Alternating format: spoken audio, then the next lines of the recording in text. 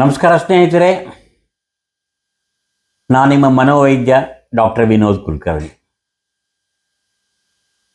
ಒಂದು ಪ್ರಕರಣವನ್ನು ತಮ್ಮ ಹೊತ್ತಿಗೆ ಹೇಳಿಕೊಡಲು ಇಚ್ಛೆ ಪಡ್ತಾ ಇದ್ದೇನೆ.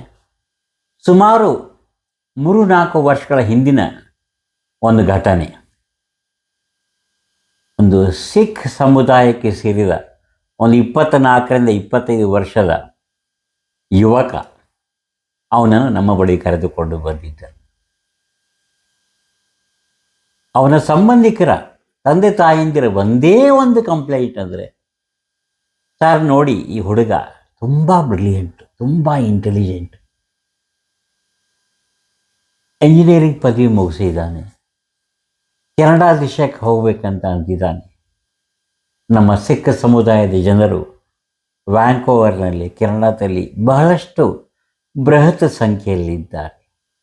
ಆದರೆ ಇವನಿಗೇನಾಗ್ತಿದೆ ಅಂದರೆ, ಈ ವೀಸಾಗೋಸ್ಕರ ಅಲ್ಲಿ ಹೋಗಬೇಕಲ್ಲ, ಮಡ್ರಾಸೋ ಬೊಂಬಾಯಿನೋ, ಆ ಒತ್ತಡದಿಂದ ಅವನಿಗೇನಾಗ್ತಿದೆ ಅಂದರೆ, ತನ್ನ ಒಳ ಉಡುಪನ್ನು ಪದೇ ಪದೇ ಒಳಗಡೆ ಹಾಕ್ಕೊಳ್ಳೋದು ತೆಗೆಯೋದು ಈ ರೀತಿ ಮಾಡ್ತಾ ಇದ್ದಾನೆ. ಆ ಯುವಕನನ್ನು ನೋಡಿದೆ, ಪರೀಕ್ಷೆ ಮಾಡಿದೆ. ಅವನ ಮೆಂಟಲ್ ಸ್ಟೇಟಸ್ ಎಕ್ಸಾಮಿನೇಷನ್ ಅಂತ ಮಾಡ್ತೇವಲ್ಲ, ಮಾನಸಿಕ ಸ್ಥಿತಿಯ ಅವಲೋಕನ, ಪರಿಸ್ಥಿತಿ, ಯಾಕೆ ಹೀಗೆ ಮಾಡ್ತಾ ಇದ್ದೀರಿ ಅಂತ ಕೇಳಿದ.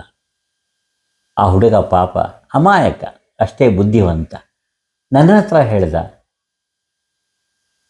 ಅವನು ಹಿಂದಿಯಲ್ಲಿ ಮಾತಾಡಿದ್ದ, ನಾನು ಕನ್ನಡೀಕರಿಸ್ತಾ ಇದ್ದೇನೆ. ಡಾಕ್ಟ್ರೇ, ನಿಮಗೆ ಸಿಖ್ ಸಮುದಾಯದ ಪರಂಪರೆ ಗೊತ್ತಾ ನಿಮಗೆ ಅಂತ ಕೇಳಿದೆ. ಗೊತ್ತು ಕಣೋ ಅಂತ ಹೇಳಿದೆ. ಏನು ಹೇಳಿ ಅಂತ ಕೇಳಿದ. ಅದು 5 Ks ಆಫ್ ಸಿಖಿಸಮ್ ಅಂತ ಹೇಳ್ತೀವಿ. 5 Kಗಳು. ಏನು Kಗಳು?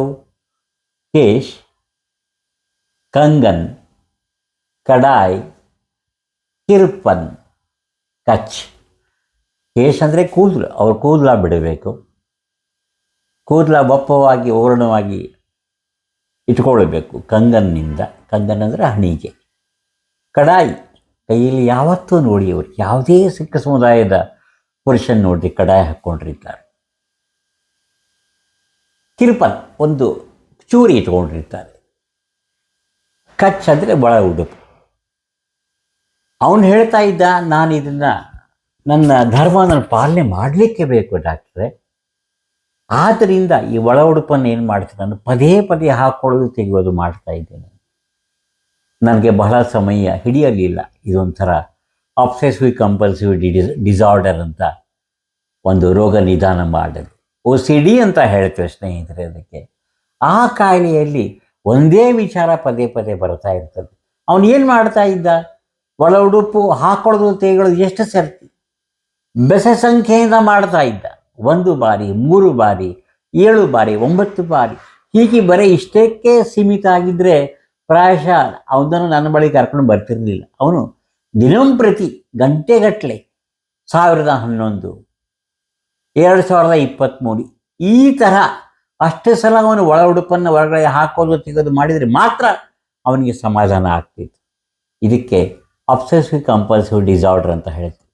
2 ತರಹದ ವಿಚಾರ ಬರ್ತಾ ಇರ್ತದೆ ಸ್ನೇಹಿತರೆ ಇಂತಹ ಗೀಳು ಪೀಡೆ ಉಳ್ಳ ರೋಗಿಗಳಿಗೆ. ಒಂದು ಅತಿಯಾದ ಧಾರ್ಮಿಕ ವಿಚಾರ, 2ನೇದು ಅತಿಯಾದ ಲೈಂಗಿಕ ವಿಚಾರ. ಈ ಪಾಪ ಹುಡುಗಿನಲ್ಲಿ ಅತಿಯಾದ ಧಾರ್ಮಿಕ ವಿಚಾರ ಬರ್ತಾ ಇತ್ತು.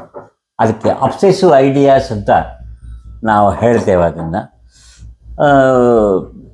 ಈ ರೀತಿ ಸಮಸ್ಯೆ ಇದ್ದಾಗ ನಾವು ಏನು ಮಾಡ್ತೇವೆ ಅಂತಂದರೆ, ಒಂದು ಬೇರೆ ಥರದ ಒಂದು ಚಿಕಿತ್ಸೆಯನ್ನು ಮಾಡ್ತಾ ಇರ್ತಾರೆ ಸ್ನೇಹಿತರೆ. ಅದಕ್ಕೆ CBT ಅಂತ ಹೇಳ್ತೇವೆ, ಕಾಗ್ನಿಟಿವ್ ಬಿಹೇವಿಯರ್ ಥೆರಪಿ ಅಂತ ಹೇಳ್ತೇವೆ, ಕೌನ್ಸಿಲಿಂಗ್ ಅಂತ ಹೇಳ್ತೇವೆ, ಆಪ್ತ ಸಮಾಲೋಚನೆ ಅಂತ ಹೇಳ್ತಾ ಇರ್ತೇವೆ. ಈ ಬೆಸ ಸಂಖ್ಯೆಯನ್ನು ಗಂಟೆಗಟ್ಟಲೆ ಅವನು ಮಾಡ್ತಾ ಇದ್ದ. ಅದು ಮಾಡಲಿ ನಮಗೆ ಸಮಾಧಾನ ಆಗ್ತಾ ಇರಲಿಲ್ಲ ಸ್ನೇಹಿತರು. ಆದ್ದರಿಂದ ಅವನನ್ನು ಇದಕ್ಕೆ ನನ್ನ ಬಳಿ ಕರ್ಕೊಂಡು ಬಂದರು. ಕಂಪಲ್ಸಿವ್ ಡಿಸಾರ್ಡರ್ ಅಂದರೆ ಕಡ್ಡಾಯವಾಗಿ ಒಂದು ಕ್ರಿಯೆಯನ್ನು ಮಾಡಲೇಬೇಕು. ನೆನಪಿಡಿ ಸ್ನೇಹಿತರೆ, ಗೀಳು ವ್ಯಕ್ತಿತ್ವ ಬೇರೆ, ಗೀಳು ಪೀಡೆ ಬೇರೆ. ನಮಗೆಲ್ರಿಗೂ ನಮಗೆ ಗೀಳು ವ್ಯಕ್ತಿತ್ವ ಬೇಕು. ಗೀಳು ವ್ಯಕ್ತಿತ್ವ ಅಂದರೆ ಬಹಳ ಪರ್ಫೆಕ್ಷನಿಸ್ಟಿಕ್ ಅವರು. ಸಕಾಲಕ್ಕೆ ಎಲ್ಲ ಕೆಲಸ ಮಾಡಬೇಕು, ಸಮಯ ಪ್ರಜ್ಞೆ ಇರ್ತದೆ, ಪಾಪ ಪ್ರಜ್ಞೆ ಇರ್ತದೆ, ಸಮಯ ಪರಿಪಾಲನೆ ಇರ್ತದೆ, ಶಿಸ್ತುಬದ್ಧ ಜೀವನ. ಈ ಕೆಲಸ ಅದೇ ಟೈಮ್ನಲ್ಲಿ ಆಗಲಿಕ್ಕೆ ಬೇಕು, ಟಾರ್ಗೆಟ್ ಗೋಲ್ ಅಚೀವ್ ಮಾಡಬೇಕು. ಆ ರೀತಿ ವ್ಯಕ್ತಿತ್ವ ಇದ್ದವರಿಗೆ ಅವರು ಮೇರು ಸಾಧನೆ ಮಾಡ್ತಾರೆ. ಜೀವನದಲ್ಲಿ ಮೇರು ಸಾಧನೆ ಮಾಡೋರು ಎರಡೇ ಎರಡು ವ್ಯಕ್ತಿತ್ವ ಉಳ್ಳವರು. ಒಂದೋ ಗೀಳು ವ್ಯಕ್ತಿತ್ವ, ಗೀಳು ಪೀಡೆ ಅಲ್ಲ, ಗೀಳು ವ್ಯಕ್ತಿತ್ವ. ಇನ್ನೊಂದು ಹೈಪೋಮ್ಯಾನಿಕ್ ಪರ್ಸನಾಲಿಟಿ ಅಂತ ಹೇಳ್ತಾರೆ. ಯಾವತ್ತೂ ಆತ್ಮವಿಶ್ವಾಸ, ಯಾವತ್ತೂ ಧೈರ್ಯ, ಯಾವತ್ತೂ ಹುರುಪು, ಯಾವತ್ತೂ ಉತ್ಸಾಹ, ಯಾವತ್ತೂ ಲವಲವಿಕೆ. ಈ ರೀತಿ ಯಾರ ಹತ್ರ ಒಂದು ಗುಣಗಳು ಇರ್ತಾವೋ ಅವರು ಕೂಡ ಮೇರು ಸಾಧಕರು. ಹಂಟಿಂಗ್ಟನ್ಸ್ ಕೋರಿಯಾ ಅಂತ ಇದೆ, ಅದೊಂಥರ ಶಾರೀರಿಕ ನ್ಯೂರೋಲಾಜಿಕಲ್ ಕಾಯಿಲೆ. ಅದರಿಂದ ಕೂಡ ಹಲವರಿಗೆ ಈ ರೀತಿ ಗೀಳು ಪೀಡೆ ಉಂಟಾಗಬಹುದು. ಆಮೇಲೆ ಇನ್ನೊಂದು ಯಾವಾಗ ಆರಂಭ ಆಗ್ತದೆ, ಪದೇ ಪದೇ ಒತ್ತಡ ಇದ್ದಾಗ. When they are subjected to intense stress they can break down into severe obsessive compulsive disorder. ಈ ಹುಡುಗಿನಲ್ಲಿ ಅವನಿಗೆ ವೀಸಾಗೋಸ್ಕರ ಪ್ರಯತ್ನ ಮಾಡ್ತಾ ಇದ್ದೆ ನೋಡಿ, ಅದು ಒಂದು ಒತ್ತಡ ಅವನಲ್ಲಾಗಿತ್ತು ಪಾಪ ಸುಪ್ತ ಮನಸ್ಸಿನಾಗಿ. ಆವಾಗ ಈ ರೀತಿ ಒಂದು ಕಡ್ಡಾಯವಾದ ಕ್ರಿಯೆ, ಒಳ ಉಡುಪನ್ನು ಹಾಕ್ಕೊಳ್ಳೋದು ತೆಗೆದುಕೊಳ್ಳೋದು ಮಾಡ್ತಾ ಇದೆ. ಇದು ಅಬ್ಸೆಸಿವ್ ಕಂಪಲ್ಸಿವ್ ಡಿಸಾರ್ಡರ್ ಅಂತ ಹೇಳ್ತೇವೆ. ಇದಕ್ಕೆ ಮನೋವೈದ್ಯರು ಸೂಕ್ತ ಚಿಕಿತ್ಸೆಯನ್ನು ನೀಡಬಲ್ಲರು. ಇದು ಮೊದಲೇನು ತಿಳ್ಕೊಳ್ತಾ ಇದ್ವಿ ನಾವು ಅಂದರೆ ಇದು ಬಹಳ ವಿರಳವಾದ ಕಾಯಿಲೆ ಅಂತ. 1980ರಲ್ಲಿ ನಾವು ಸ್ನಾತಕೋತ್ತರ ಅಧ್ಯಯನವನ್ನು ಮಾಡ್ತಿರ್ಬೇಕಾದ್ರೆ ಮನೋವಿಜ್ಞಾನ ಶಾಸ್ತ್ರದಲ್ಲಿ ಆವಾಗ ನಾವು ಏನು ಕಲಿಸ್ಕೊಟ್ಟಿದ್ರಂದರೆ ಈ ಗೀಳು ಪೀಡೆ ಬಹಳ ವಿರಳ ಅಂತ. ಇವಾಗ ಹಾಗಾಗಲ್ಲ ಸ್ನೇಹಿತರೆ.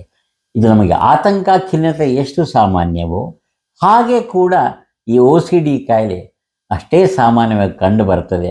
ಇದು ಬಹಳ ತೊಂದರೆ ಕೊಡುತ್ತೆ ಅನುಭವ ಇದ್ದವ್ರು. ನೋಡಿದ್ರೆ ಏನೂ ಗೊತ್ತಾಗೋದಿಲ್ಲ. ಎಷ್ಟು ಚೆನ್ನಾಗಿ ಕಾಣ್ತೀಯಲ್ಲಪ್ಪ, ಎಷ್ಟು ಜಾಣ ಇದೆಯಲ್ಲಪ್ಪ, ಎಷ್ಟು ಬ್ರಿಲಿಯಂಟ್ ಇದೆಯಲ್ಲ, ಯಾಕೆ ಹೀಗೆ ವಿಚಾರ ಮಾಡ್ತೀಯ ಅಂತ. ಅದು ವಿಚಾರ ಮಾಡ್ತಾ ಇರೋದಿಲ್ಲ, ವಿಚಾರ ಬರ್ತವೆ. ಇದಕ್ಕೆ ಚಿಕಿತ್ಸೆ ಲಭ್ಯ ಇದೆ. ಅಬ್ಸೆಸಿವ್ ಕಂಪಲ್ಸಿವ್ ಡಿಸಾರ್ಡರ್ಗೆ ಹಲವಾರು ಹಲವಾರು ಶಾರೀರಿಕ ಕಾರಣಗಳು, ಪರಿಸರದಲ್ಲಿ ಒತ್ತಡ ಹಾಗೂ ವಂಶ ಪಾರಂಪರ್ಯತೆ, ಅದರಿಂದ ಕೂಡ ಈ ಕಾಯಿಲೆ ಉಲ್ಬಣಗೊಳ್ಳಬಹುದು. ಇದಕ್ಕೆ ಚಿಕಿತ್ಸೆಯನ್ನು ಮನೋವೈದ್ಯರು ಖಂಡಿತವಾಗಿಯೂ ನೀಡಬಲ್ಲರು. ನಿಧಾನಿಸಿ, ಸಾವಧಾನವಾಗಿರಿ, ಶಾಂತವಾಗಿರಿ. ಇದಕ್ಕೆ ಚಿಕಿತ್ಸೆ ಲಭ್ಯ ಇದೆ. ಎಷ್ಟು ಬೇಗನೆ, ಎಷ್ಟು ತೀವ್ರವಾಗಿ ಚಿಕಿತ್ಸೆ ಪಡಿತೀರೋ ಅಷ್ಟು ನಿಮಗೆ ಅದು ಕ್ಷೇಮ. ಈ ದೃಶ್ಯ ಮಾಧ್ಯಮ ನಿಮಗೆ ಇಷ್ಟ ಆದಲ್ಲಿ ಎಲ್ಲರ ಜೊತೆಗೆ ಹಂಚಿಕೊಳ್ಳಿ. ನನ್ನ ಚಾನಲ್ಗೆ ಚಂದಾದಾರರಾಗಿ ವಿಡಿಯೋ ವೀಕ್ಷಿಸೋದಕ್ಕೆ ತುಂಬ ಧನ್ಯವಾದ. All the best. God bless you. Thank you.